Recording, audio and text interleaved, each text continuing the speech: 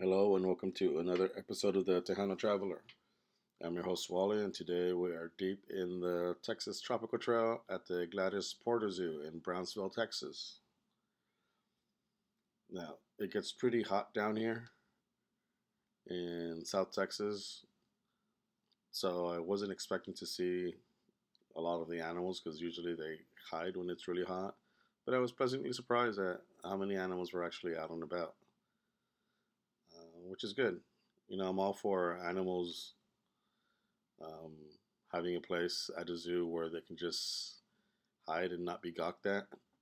But this place, this zoo was built pretty well, and I was impressed by it. And you could see some of the animals, and they were just relaxing and just being animals themselves, which was kind of cool. And if they had enough of people gawking at them, they could just sort of walk over to one of their little holes or caves and just disappear for a bit. I'm all for that. So if you ever go to the zoo, don't expect all these animals to be out there performing for you. I do love zoos though, and I like seeing the bears. They just look so cuddly, but then they'd rip your face off with those claws.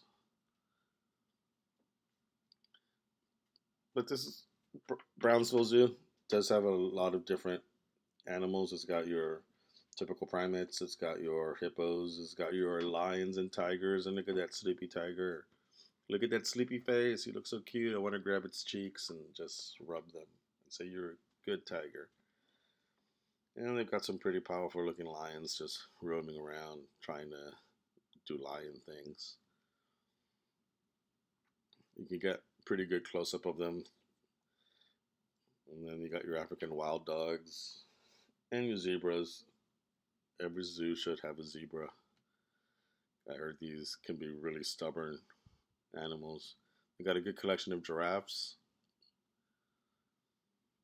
You get to feed them if you want to, but I didn't pay for that.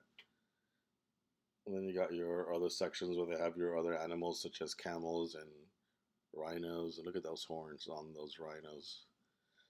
Plus a billion deer. Zoos always have a billion different deers. And then I like looking at these bats. They have an Australian section where you can go look at kangaroos, and they kind of stink. So be prepared for that. So the stench is pretty powerful. And capybaras are always one of my favorite animals. It just looks so chill. And if you're there, definitely get the refillable collector cup. Then they have an aviary, which I've always been a big fan of. I like just walking around with the birds, knowing that they can't escape me. And it seems like every zoo has to have flamingos doing their flamingo things. But what's really cool about this zoo is that it's built on resacas or oxbow lakes. Um, as the Rio Grande has meandered through its long history, it has changed course and has left several oxbow lakes.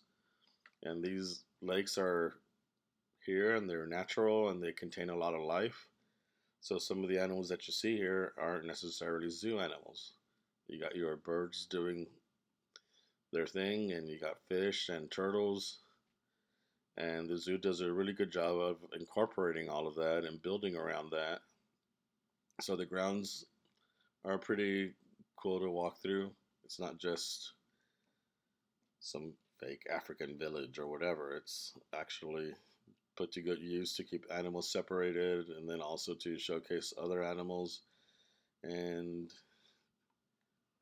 it's just a really cool, neat feature of this zoo. And you see this creepy croc just trying to sneak up on you. I see you, croc. I see you. But it was still kind of cool to look at how smooth they are in the water.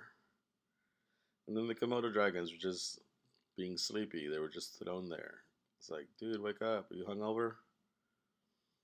Of course, you have to have your reptile house, which always gives me the willies, but I still make myself go through it.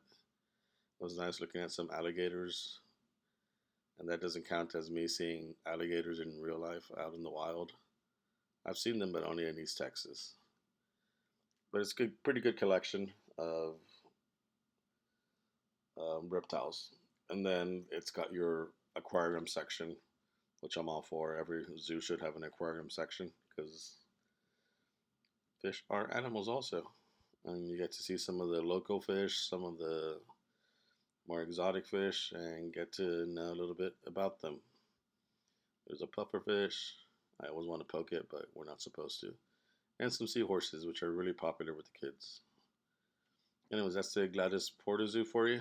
Make sure to go check it out. It's a fun place. Thanks for watching. Bye bye.